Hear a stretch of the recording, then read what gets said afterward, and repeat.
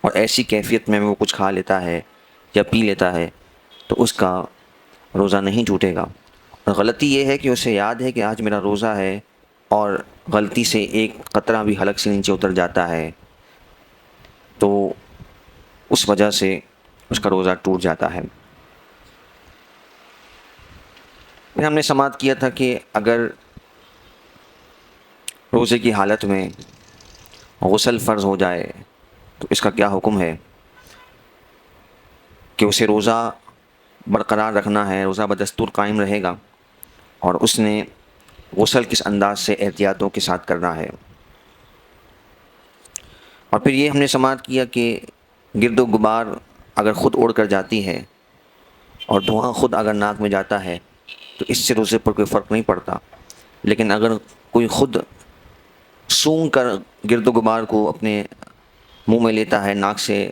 اندر اس کو کھینچتا ہے یا دھوئیں کو کھینچتا ہے تو اس سے اس کا روزہ ٹوٹ جائے گا۔ روزے کی حالت میں اگر کوئی تیل لگاتا ہے بالوں میں یا آنکھوں میں سرما لگاتا ہے تو اس سے اس کے روزے پر کوئی فرق نہیں پڑے گا۔ اگرچہ شاید آپ نے کبھی محسوس کیا ہو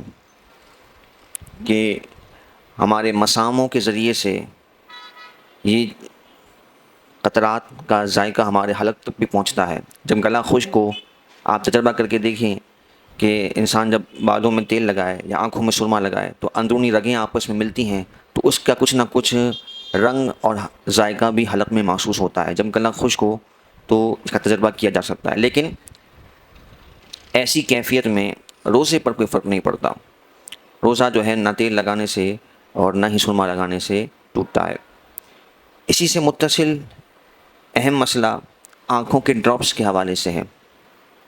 تو اس میں بھی علماء کرام کی مختلف آراء ہے۔ زیادہ ترجیح اسی بات پر ہے کہ اگر آنکھوں میں ڈراپس بھی اگر کوئی ڈالتا ہے تو اس سے بھی روزے پر کوئی فرق نہیں پڑے گا۔ تو اگر کسی کی آنکھوں میں تکلیف ہے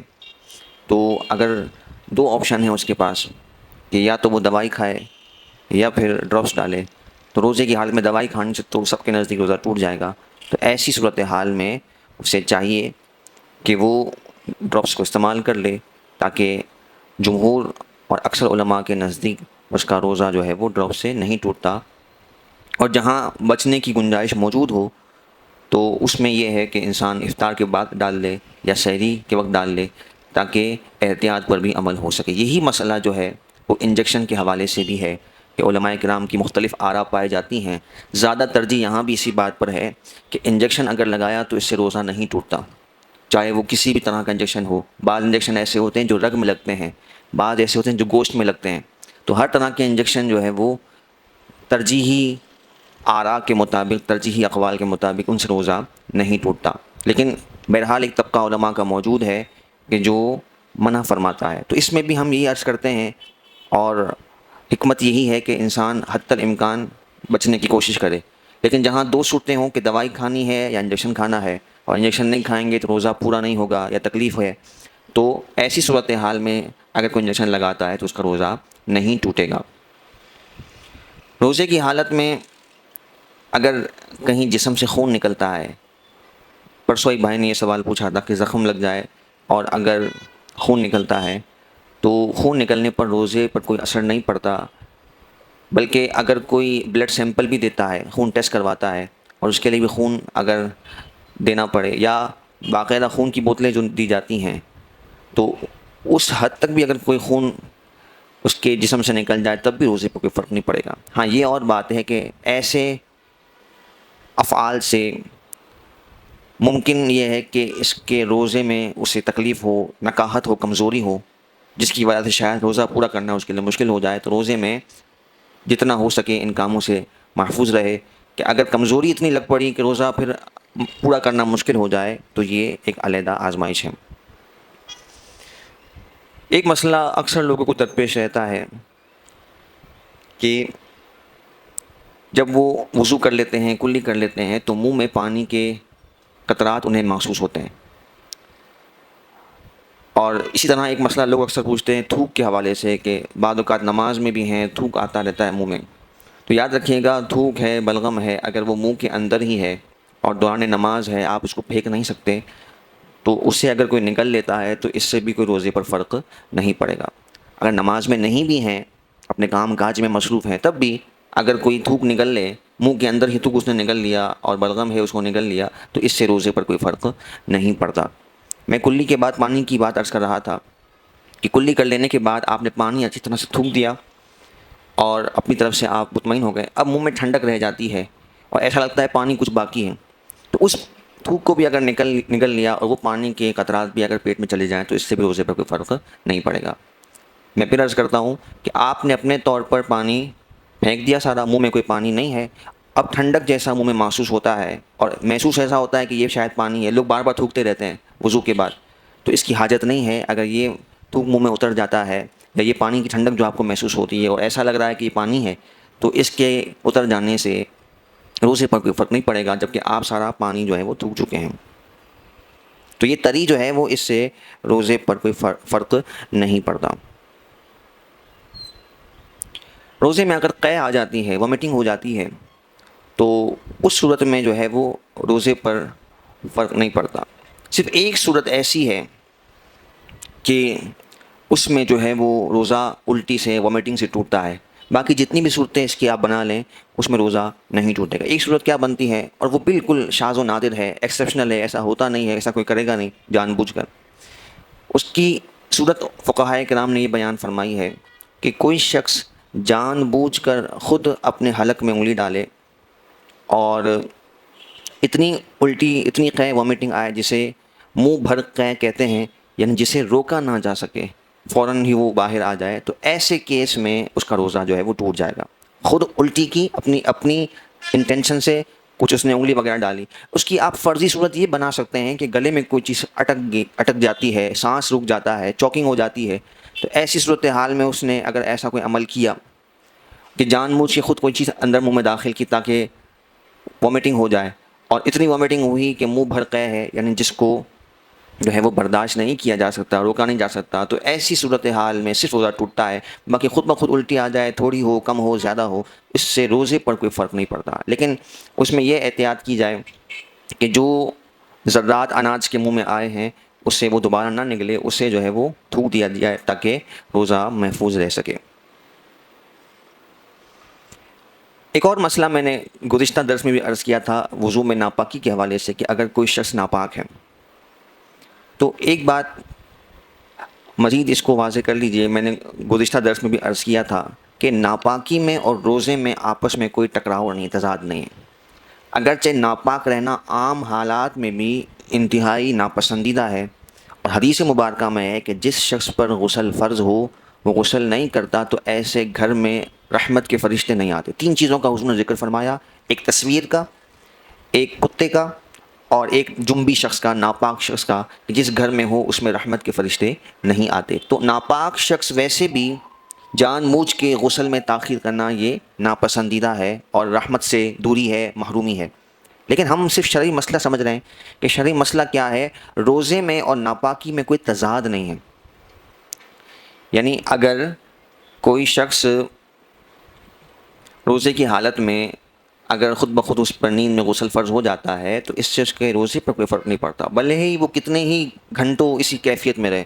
اس سے اس کے روزے پر کوئی براہ راست فرق نہیں پڑتا۔ اس کا ناپاک رہنا یہ ناپسندیدہ ہے، باعث گناہ ہے، بلا ضرورت تاخیر کرنا غسل میں وہ اپنی جگہ پہ ہے، لیکن آپس میں غسل میں یعنی ناپاکی میں غسل کی حاجت میں اور روزے میں کوئی تضاد نہیں ہے۔ ہاں یہ یاد رکھیے گا کہ اگر کوئی شخص الیاذ باللہ ثم الیاذ باللہ یہ حرام کام کرتا ہے کہ اپنے اوپر خود غسل کو فرض کرتا ہے، تو ایسی صورت میں اس کا روزہ ٹوٹ جائے گا۔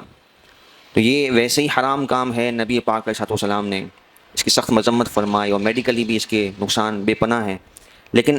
روزے کے اعتبار سے اس کو ہم دیکھیں تو کوئی اگر خود اپنے اوپر غسل کو فرض کرتا ہے تو اس سے اس کا روزہ ٹوٹ جائے گا۔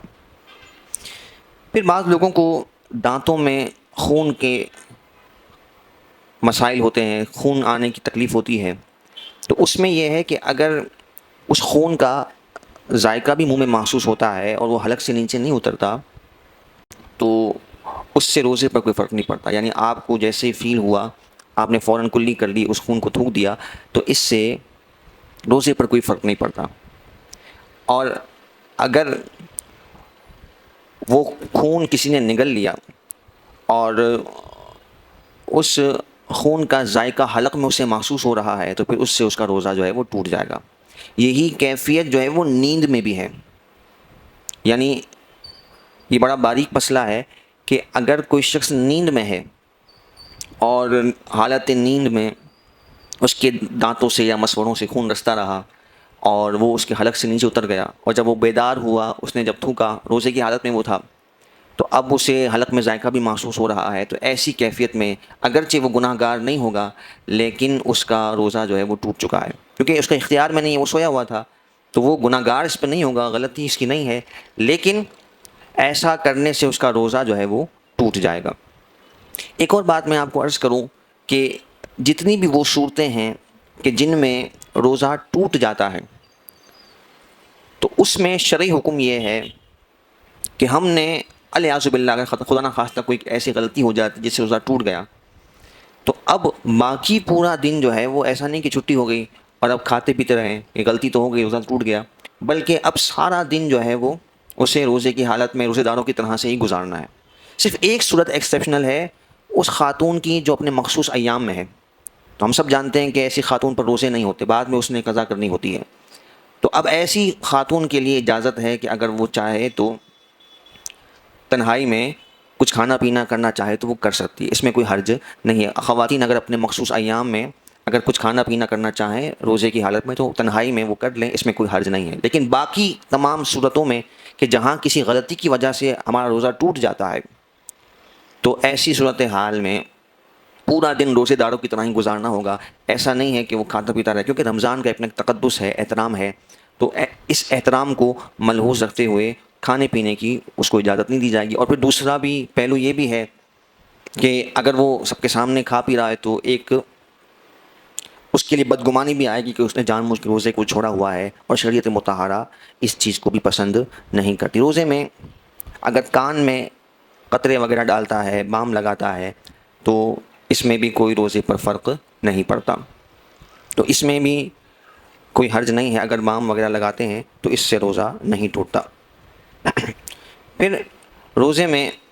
اگر کوئی ایسا مریض ہے کہ جو انہیلر یوز کرتا ہے، تو روزے میں انہیلر یوز اگر وہ کرے گا تو اس سے روزہ ٹوٹ جائے گا. تو یہ احتیاط کی جائے کہ ایسا مریض جس کو سانس کی تکلیف ہے، دمے کی تکلیف ہے، تو وہ انہیلر جو ہے وہ روزے کی اوقات میں یوز نہیں کر سکتا. پھر ایک اہم مسئلہ لوگ اکثر پوچھتے ہیں ٹوتھ پیسٹ کے حوالے سے. تو ٹوتھ پیسٹ ہو یا کوئی ٹوتھ پاؤڈر ہو، اگر وہ روزے کی حالت میں یوز کرتا ہے تو اس سے روزہ ٹوٹے گا تو نہیں، جب تک کہ کوئی ذرہ جانے کا اسے یقین نہ ہو یا غالب گمان نہ ہو. لیکن زیادہ تر اس میں امکان یہ ہے کہ ان ذرات کا اندر جانے کا شدید اندیشہ ہوتا ہے، تو اس لیے یہی ہم مشورہ دیتے ہیں کہ روزے کے اوقات میں تو اسے کرنا ہی نہیں ہے، اور سحری جب ہم بند کر لیتے ہیں تو اس سے پہلے ان تمام چیزوں سے فارغ ہو جائیں. ہاں، باقی پورے دن میں آپ چاہیں تو مسواک کریں، اور مسواک کرنا روزے کی حالت میں سنت مبارکہ بھی ہے، نبی پاک علیہ الصلوۃ والسلام سے ثابت بھی ہے. لیکن یہاں پر بھی احتیاط یہ رکھنی ہوگی کہ کوئی مسواک کا ریشہ وغیرہ حلق کے نیچے نہ اترے، تاکہ اگر وہ ذرہ حلق سے نیچے اتر گیا تو اس سے اس کا روزہ جو ہے وہ ٹوٹ جائے گا. ایک اہم اور آخری مسئلہ آج کے دن کے حوالے سے میں عرض کر دوں، اور یہ بڑا نازک مسئلہ ہے، بہت سارے احباب اس میں کوتاہی کرتے ہیں. روزہ بند کرنے کے حوالے سے میں ہر سال بڑی تاکید کے ساتھ اس پر عرض کرتا ہوں، لیکن اس کے باوجود بھی یہ اتنی بڑی غلطی ہے کہ لوگ کثرت سے اس میں ملوث ہیں کہ روزہ بند کرنے کا جو وقت ہے اس میں وہ اذان کا انتظار کرتے ہیں، اور ایسے بھی نادان ہیں کہ اذان کا انتظار اس انداز سے ہو رہا ہے کہ جب تک آخری کلمات اذان کے نہیں ہوئے ان کا پانی پینا، کھانا پینا جاری ہوتا ہے. تو یاد رکھیے گا کہ روزے کے بند ہونے کا تعلق اذان سے نہیں ہے. اذان جو ہے وہ نماز کے لیے کہی جاتی ہے. جیسے آج کل جو ہے روزہ بند ہونے کا جو وقت ہے وہ 5:45 ہے. اب جیسے ہی 5:45 مکمل ہوں گے، اب مؤذن صاحب جو ہے وہ اذان کہنا شروع کریں گے. نماز کے لیے اذان کہی جا رہی ہے، اور جب فجر کا وقت داخل ہوگا تب اذان شروع ہوگی، اور یہ اذان نماز کے لیے ہے، تو روزہ بند تو پہلے ہی ہو چکا ہے، 4:45 پر جو ہے وہ روزہ ختم ہو چکا ہے۔ اب اگر کوئی اذان کے دوران کھانا پینا کر رہا ہے، پانی پی رہا ہے، تو اس کا روزہ شروع ہی نہیں ہوا۔ تو وہ اکثر لوگ اس غلطی میں رہتے ہیں۔ اب پھر آپ خود ذرا سوچیں کہ اب دو جگہ اذان ہو رہی ہے، ایک مؤذن صاحب طویل اذان دے رہے ہیں، ایک مؤذن صاحب نے مختصر اذان دے دی، تو کیا جہاں طویل اذان ہو رہی ہے ان کا روزہ دیر سے بند ہوگا، اور جہاں مختصر اذان ہو رہی ہے وہاں جلدی بند ہو جائے گا؟ یہ عقل میں بھی نہیں آنے والی بات ہے۔ تو یاد رکھیے گا کہ آپ اس میں ٹائم کی جو چارٹس ہوتے ہیں، آج کل اپلیکیشنز موجود ہیں، پیریڈ ٹائمز موجود ہیں، آپ ان اپلیکیشنز کو فالو کریں جو اوتھینٹک ہو، اور اس میں بھی آپ احتیاطاً وقت سے پہلے ہی روزہ بند کر کے برش وغیرہ کر کے ٹوتھ پیسٹ کر کے فارغ ہو جائیں۔ اور کیونکہ روزہ ایک فرض عبادت ہے، اس میں اگر ہم کوتاہی کرتے ہیں، معمولی سی غلطی بھی ہوگی، تو ہماری یہ عظیم عبادت فرض جو ہے وہ ضائع ہو جائے۔ تو کوئی بھی ایسا عمل ہماری طرف سے نہ ہو کہ جس کی وجہ سے، کوتاہی کی وجہ سے ہمارا یہ عظیم فرض ضائع ہو۔ تو ہمیشہ یاد رکھیے گا، لوگوں کو بھی اس کی آپ آگاہی دیں جہاں تک آپ سے ممکن ہے، کیونکہ یہ عام غلطی ہے۔ آپ اکثر دیکھیں گے کہ لوگ اذان کے دوران کھانا پینا کر رہے ہوتے ہیں، وہ سمجھتے ہیں کہ اذان کے آخری کلمات تک جو ہے وہ روزہ بند کیا جا سکتا ہے۔ تو وقت سے پہلے آپ نے اس ٹائم کو فالو کرتے ہوئے، جیسے میں نے عرض کیا کہ آج کل 5:45 ہے اور ابھی پیچھے آ رہا ہے ٹائم روز بروز، تو آپ اس کو فالو کریں اور 5 منٹ 6 منٹ پہلے ہی پانی پی کر اور دانت وغیرہ صاف کر کے آپ فارغ ہو جائیں۔ اللہ تبارک و تعالی ہمیں صحیح طور پر عبادات کو بجا لانے کی توفیق نصیب فرمائے۔ الحمدللہ۔